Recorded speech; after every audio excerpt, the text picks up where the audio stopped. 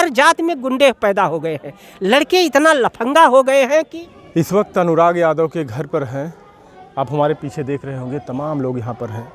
जो भी इस घटना को देख रहे हैं, किसी के आंखों से आंसू नहीं रुक रहे हैं। जिस तरीके से एक 17 साल के बच्चे को दौड़ाकर उसके सिर को एक झटके में अलग कर दिया जाता है, जो भी सुन रहा है यही सोच रहा कि आखिर एक इंसान होकर इंसान को कैसे काट सकता है। हमारे साथ जस सिंह अन्ना समाज सेवी मौजूद हैं। अन्ना जी, हमें ये बताइए। जी सर, आपके चैनल को बहुत बहुत धन्यवाद कि आप घटनास्थल पर आए और जनता का दर्द के लिए आपको सहानुभूति और आशीर्वाद देता हूँ। ये सब इस घटना का जिम्मेदार आप किसको मानते हैं? पूरा उसका हत्यारे का पूरा परिवार ही घटना का जिम्मेदार है, और एक परिवार नहीं है, पूरा परिवार घटने का जिम्मेदार है। क्योंकि उसका भाई एक दरोगा है, तो दरोगा भाई जो है उसका भी धन है। इसके बाद इसके हत्यारे का पिता जो है लालता यादव, हाँ, वो वहाँ बहुत पैसा कमा करके 2 साल पहले आया हुआ है, 2 साल पहले आया हुआ है। उसके पास 80-90 लाख रुपए वहाँ से झारखंड से लाया हुआ है। तो ये सब कब्जा का ज़मीन बनाया हुआ, 300 मीटर कब्जे का सब ले लिया है। कब्जा जीएस बंजर सब कब्जा करके 300 मीटर ये कब्जा किया है। पास पड़ोस में सबको ज़मीन हड़प लिया है, और शासन को बहुत पैसा देता है। शासन में 80-90 लाख रुपए जिसके होंगे तो शासन तो बिक रहा है पैसा दे के, न्यायालय से, कोर्ट से, थानेदार से लेके हमेशा पैसा देते। ये लंबित मामला हो गया, 40-45 साल से ये लंबित मामला चल रहा है। ये बेचारा बड़ा गरीब आदमी है, बड़ा सोबर है, बड़ा भी भलमनई है, हमेशा समाज में किसी को अपशब्द नहीं कहने वाला। पीछे की ज़मीन जो मकान बना है इसी का है, इसने दे दिया दबंगई, बस कि मांग रहा है चलो ले जाओ, झगड़ा न करो। लेकिन फिर भी अगल बगल के इसकी जो ज़मीनें हैं उसको कब्जा करना चाहता है। यहाँ ये रात में पूरी प्लानिंग में था, और इसके पास ज़्यादा हथियार भी थे। हथियार होने पे आवेश हो जाता है। आवेश इतना ज़्यादा था कि वो अकबर का शासनकाल फेल है, अकबर का शासनकाल फेल है। अकबर का शासनकाल याद आया, लेकिन अकबर युद्ध में सर कलम करवाता था। ये एक मासूम को, एक कली को, कली जो है पुष्प की कली, उसको कमल करवा दिए। समझिए, 17 वर्ष का मासूम, वो सचिन तेंदुलकर, सुनील गावस्कर सबको फेल कर देता। इतना नाम हो उसका, उसे राष्ट्रपति पुरस्कार मिलता, जिस तरह से उसका भविष्य उज्जवल था। इतना लंबा उसका, लंबा गर्दन, उसका लंबा चेहरा, बढ़िया गोरा सा लड़का, और भावी वो बहुत बड़ा खिलाड़ी होता और भारत रत्न भी पा सकता था। परिवार वाले कह रहे हैं कि 40 साल से ये मामला चल रहा था, कम से कम 200 एप्लीकेशन दिए गए। क्या आपको लगता है कि अगर हमारे देश का जो शासन प्रशासन है, जो अधिकारी लोग अगर सही ढंग से काम करते तो ऐसी घटनाएं देखने को मिलती? हमारे देश में अरब जैसा शासन नहीं है। यहाँ शासन जो है उलझा दिया जाता है। अगर पैसे दे दो तो वो काम जो 1 दिन में होना है वो 1000 दिन में होगा। तो ये पैसे के लिए सारे अधिकारी बैठे हुए हैं, पीछे से पैसा जरूर लेते हैं। 40-45 साल मुकदमा कोई क्यों ले रहे हो? मुकदमा तो 5 मिनट का है, 10 मिनट का है। एक बार पूरा इसका खसरा खतौनी देखिए। एक बार आज़ादी के समय किसकी ज़मीन थी, आज़ादी के बाद किसकी ज़मीन हुई, फट से न्यायालय इस पे मुकदमा डील करके फैसला देना चाहिए था। लेकिन पीछे के परिवार भी इसका पूरा पीड़ित है, पीछे के चक वाले बहुत पीड़ित हैं। सबकी बाइट हमने लिया, गांव वालों की बाइट लिया, प्रधान की बाइट लिया।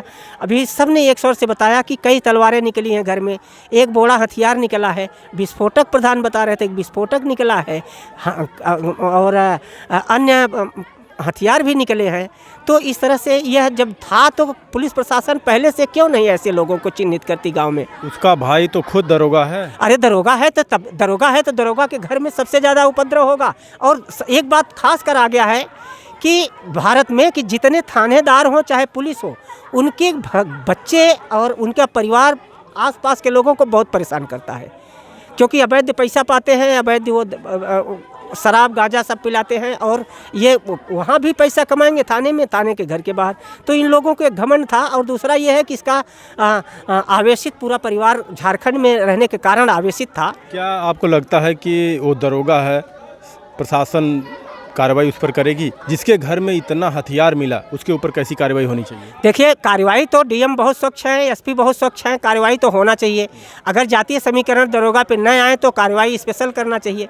तो हम लोग ये चाहते हैं कि इसको तत्काल परिवार को न्याय दिलाया जाए।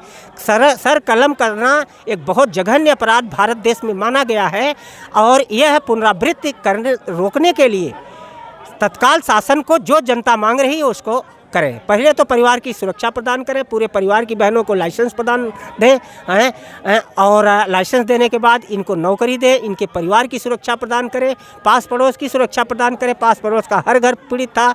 इसके बाद जो है यहाँ पर एक अच्छा सा गांधीवादी सिद्धांत माहौल अपनाएं कि कोई भी बच्चा शराब न पिए, कोई भी बच्चा हथियार न रखे और कोई भी बच्चा बीड़ी पान गुटखा इस तरह से। यहाँ के प्रधान बता रहे हैं कि पूरे गांव को डरा के रखता था। हाँ जी हाँ, प्रधान यहाँ के युवा हैं, लेकिन उनके घर में बता रहे हैं 4 बार से प्रधानी है, तो चारों बार से प्रधानी है और उतना के बाद भी इस परिवार से वो चिढ़ रहे हैं और उसको घर बुलडोजर से गिराने की मांग कर रहे हैं। अखिलेश यादव अभी तक परिवार के बीच नहीं आए। लोग ये भी कह रहे हैं कि अगर अभी ये कोई दूसरा बिरादर होता, यादव बनाम ठाकुर, यादव बनाम मुस्लिम या इस तरीके से होता, ब्राह्मण होता, तब तक तो कितनी बार चिल्ला चुके होते। अखिलेश यादव जी को शोक संवेदना व्यक्त करना चाहिए और उनके ज़िले के समस्त अधिकारी आ रहे हैं, पदाधिकारी आ रहे हैं और सब शासन से उसी के पक्ष मांग कर रहे हैं कि उसका अवैध बुलडोजर चलाया जाए, अवैध घर जिलाया जाए। अखिलेश यादव को भी आना चाहिए। अखिलेश यादव कि व्यक्तिगत मामला है, अब उनको हम कैसे कह सकते हैं, लेकिन हमने अभी ट्वीट पर उन्हें भेजा है, वो सर कलम करने वाली तस्वीर भेजा है, यहाँ का जनता की बाइट भेजा है, यहाँ की पोजीशन पूरा भेजा है। अब अखिलेश यादव ट्वीट पर अगर देखेंगे तो हम मांग किए हैं कि आप आएँ और पीड़ित परिवार को सांत्वना प्रदान करें। बात यहाँ यादव की नहीं है, बात यहाँ यादव की नहीं फंस रही, बात यहाँ आवेश की फंस रही है कि आवेशित किसी भी जात में, हर जात में गुंडे पैदा हो गए हैं। लड़के इतना लफंगा हो गए हैं कि सीनियर को तो कुछ समझ नहीं आ रहा है। एक तो प्रजातंत्र ने आवेशित कर दिया चुनाव ने, दूसरा दलित साम्राज्य को SC ST एक्ट ने आवेशित कर दिया है। किसी को भी चलते रास्ते गाली दे देते हैं, अगर वो जरा सा कुछ कह दिया तो जाएंगे थाने में रिपोर्ट लगा देंगे।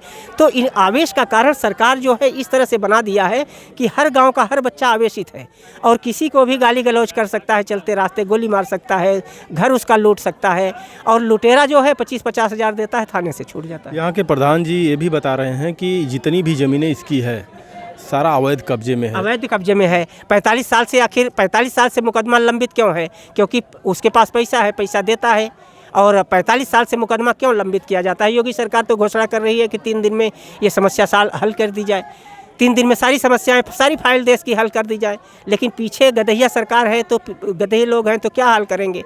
तो इस तरह से घोषणा नहीं करना। तमाम आरोप प्रशासन पे भी लगता है फर्जी इनकाउंटर करने का।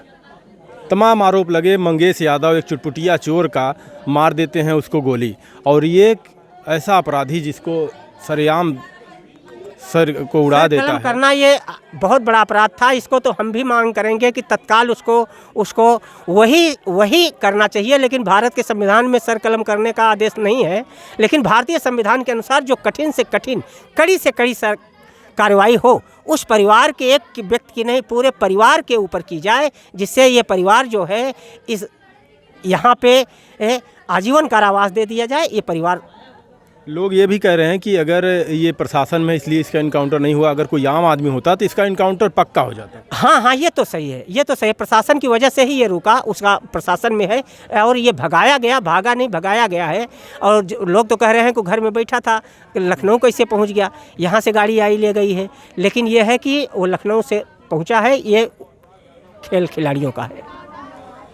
बुलडोजर आपकी मांग है, बुलडोजर हो, बुलडोजर चलना चाहिए, पूरे परिवार को सुरक्षा प्रदान करना चाहिए, पूरे परिवार को नौकरी देना चाहिए। एक इकलौता लाल था, पूरे परिवार में, क्षेत्र में, पूरे उत्तर प्रदेश में जो दहशत का माहौल है उसको गांधीवादी सिद्धांत के आधार पर हल करना चाहिए। जी, आपका बहुत बहुत धन्यवाद। बाकी आप सभी लोग क्या सोचते हैं, इस परिवार को कैसे न्याय दिलाया जाए? क्योंकि हमने आपको बताया कि बहुत से ऐसे इनकाउंटर भी हुए हैं जिसमें पुलिस पकड़ती भी है, उनके ऊपर भी आरोप लगता है, पकड़ने के बाद भी इनकाउंटर कर दिया जाता है। तमाम ऐसे प्रशासन के ऊपर आरोप लगते रहते हैं। इतने बड़े हत्या करने के बाद इसको पुलिस पकड़ कर ले जाती है। काफ़ी लोगों का सवाल है कि इनकाउंटर क्यों नहीं किया। इसने एक 17 साल के बच्चे का सर एक ही झटके में अलग कर दिया। लोग ये भी बता रहे हैं कि सर को ऐसा अलग किया कि वो कुछ, उसका सर अलग हो गया, शरीर कुछ दूरी तक ऐसे चलती गई, फिर जाके गिरा। आप समझ सकते हैं कि उस समय का मंजर क्या रहा होगा जिस वक्त उस 17 साल के बच्चे को सर को अलग कर दिया गया। क्या सोचते हैं, क्या हमारे देश में अपराध कम हो रहा है बुलडोजर चलाने से, इनकाउंटर करने से? धन्यवाद।